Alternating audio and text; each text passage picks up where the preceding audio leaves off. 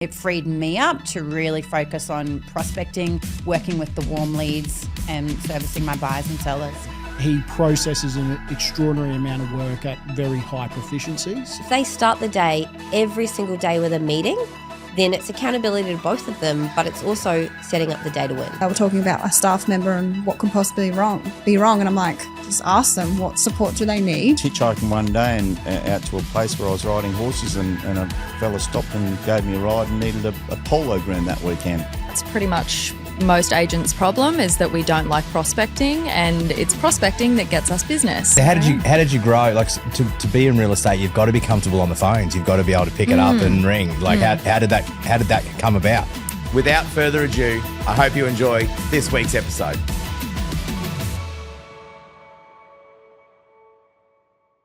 On today's podcast, we are joined by a dynamic leader who's reshaping how recruitment and technology power the real estate industry. Katie Cotton, as Managing Director of Recruit RE. Katie brings a fresh vision and innovative approach that's elevating careers, strengthening businesses, and setting new industry standards. Since her days as Chief Growth Officer at Ray White Queensland, where she led a transformative recruitment, recognition and retention initiatives, Katie has built a track record of driving growth and inspiring change. Her leadership journey, including key roles at Remax, has seen her influence industry expansion, spark major events, judge prestigious awards, and design game-changing training programs across Brisbane and the Gold Coast. Oh, have a breath, Katie. I'm still going. Passionate about positive change, Katie is focused on more than just filling roles. She's creating long-term impact for professionals and businesses in a rapidly evolving, tech-driven marketplace. Please welcome to the visionary Managing Director of Recruit RE, Katie Cotton. Thank you. I sound pretty good. I spend a lot of time writing these little spiels, thinking, how do I make people sound like Flash? Yeah. But you are one of the Flashes people we've had on here. Oh, thank you.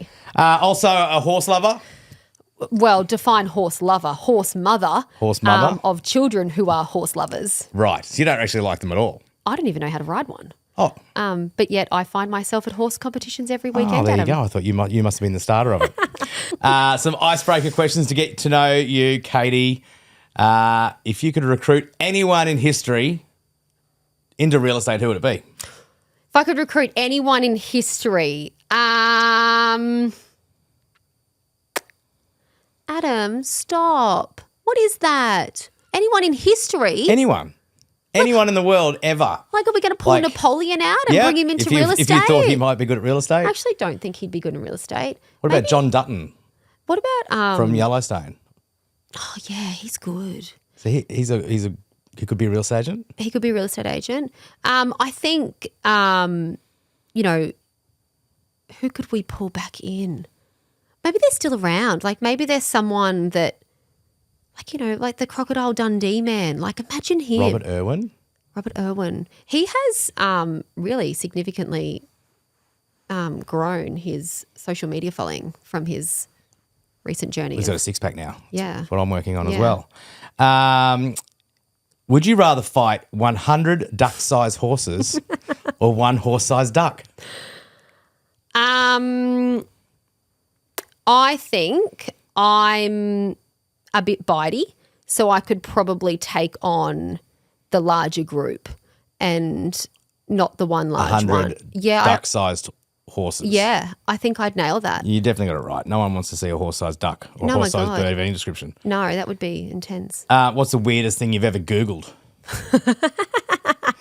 Oh, my God. There's actually there was this funny reel, and this is me to a T, right? And I was laying in bed and I was scrolling, and it was, do cows have best friends?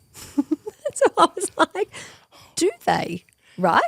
Is there an answer? Well, there was no definitive answer around that. But, like, imagine, like, and then if you take that cow away, like we just ordered a quarter cow from like to eat? Yeah, to eat. Okay. Like like it was, checking. Like the kids see the cows on the trucks and, that's like, it's not a happy story, but we need that. So I ordered a quarter cow and they said to me, like, what if it had a name? And I was like, well, I think we name him. Like, we only have a quarter of him, and they only kill boys, by the way. They didn't kill their girls in this farm. They only kill the boys, which is perfect. And That can't be true. It's true for this farm. It's true for this. It's a sexist beef farm.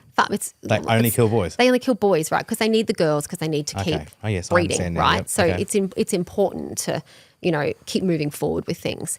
Anyway, when the quarter cow came home, boxed, individually cry-vacked, we named him Dan.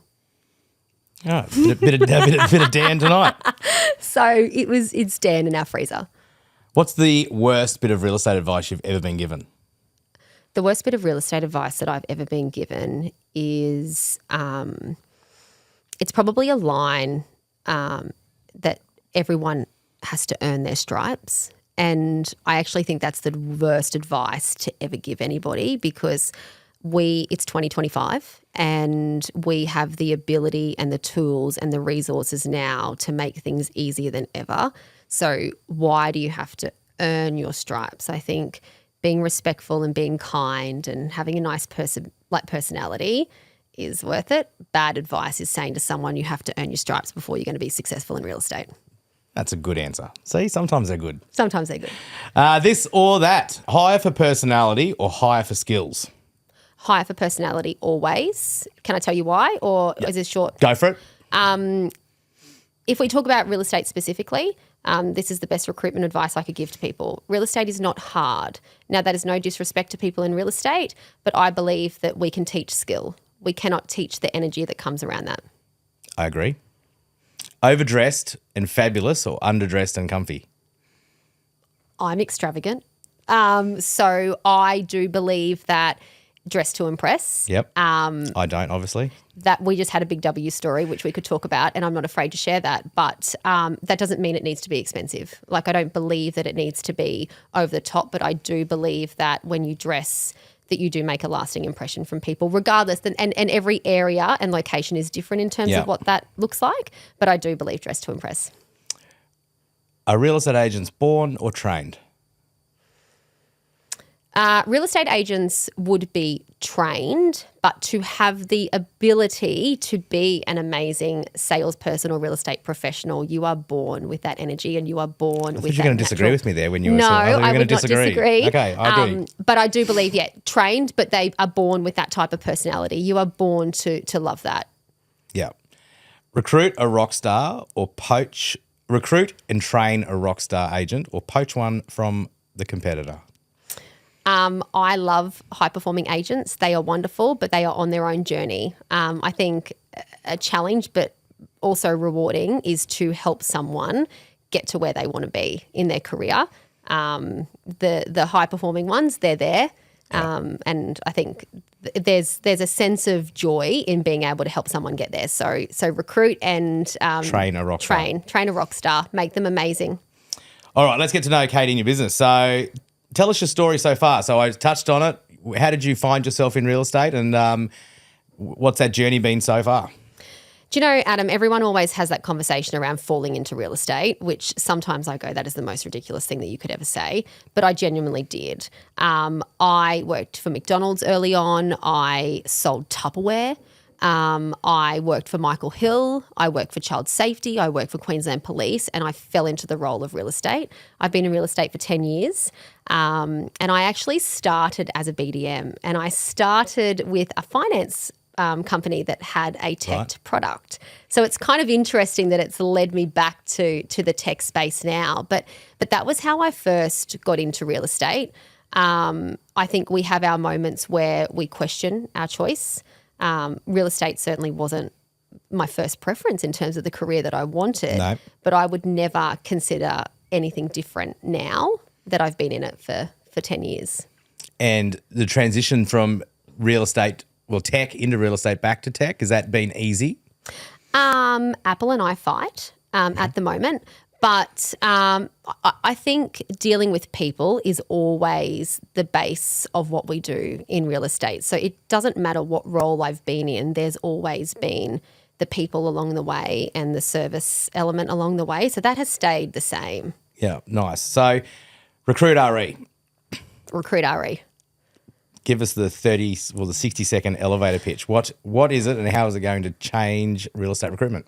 Well, I'm not a recruiter. That's probably what I will preface with, because that is, I think, what everybody thought that I was going to do. But Recruit.re is phenomenal technology. Now, think of it like Seek for real estate. It is an opportunity to link employers and job seekers together, to match them appropriately, to do the things that Seek will never do, and to have you as a business owner, to have the ability or control to be able to hire the right people.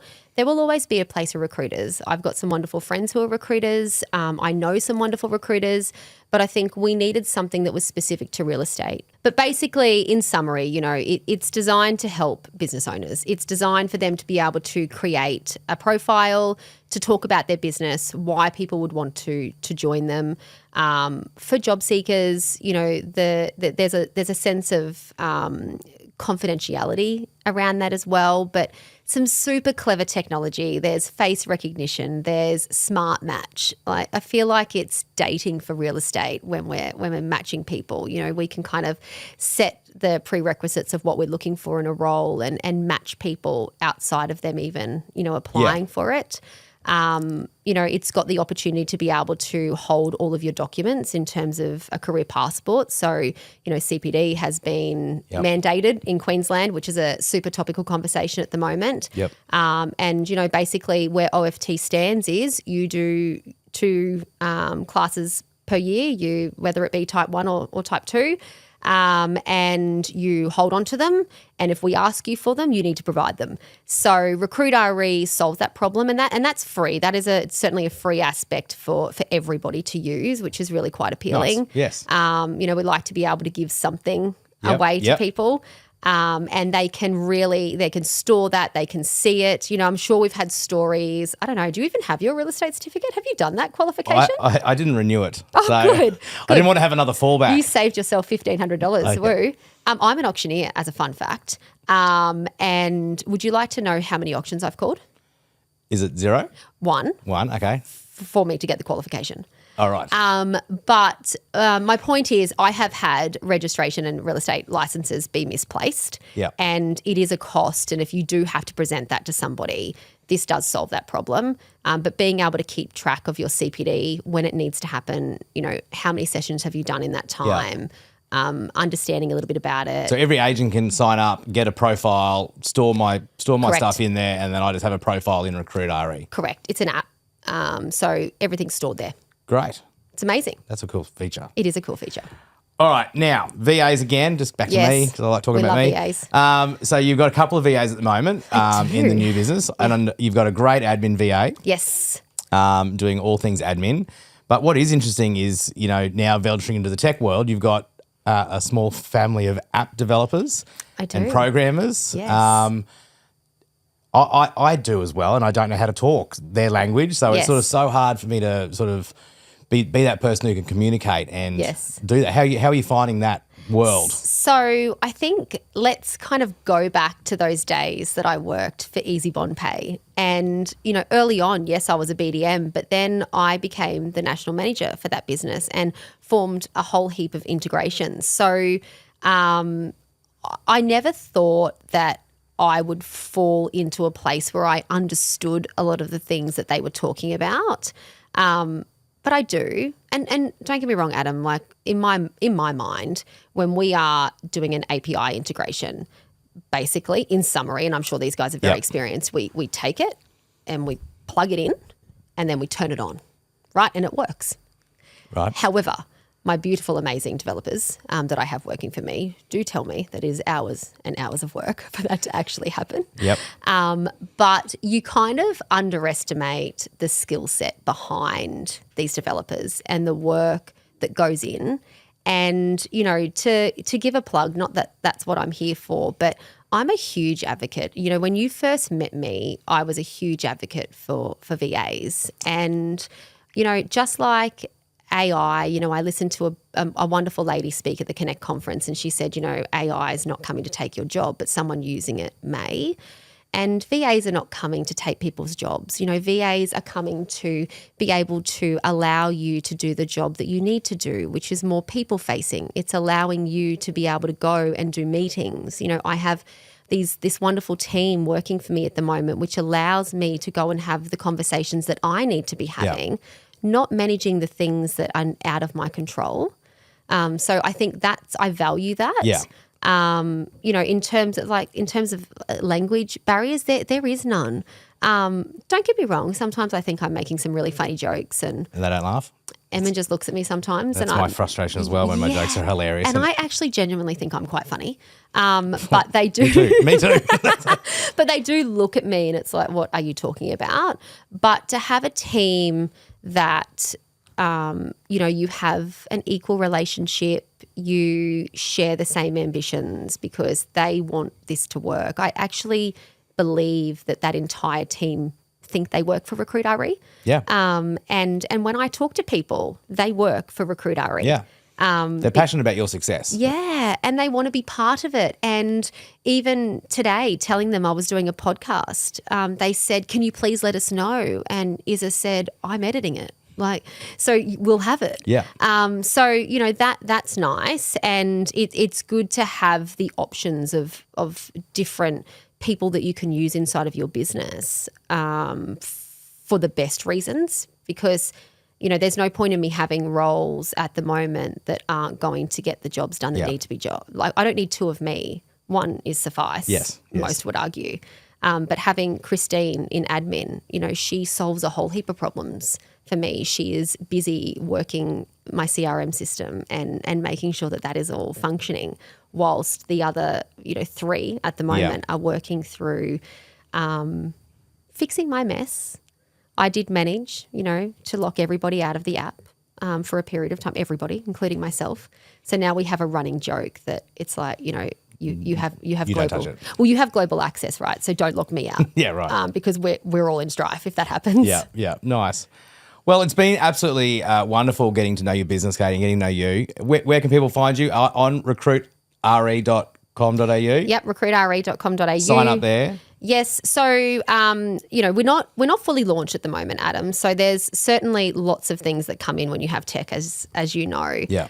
So the career passport is live and ready to go. So everybody can go in there now and they can go and upload all of those documents and share them, save them, use them, whatever it may be.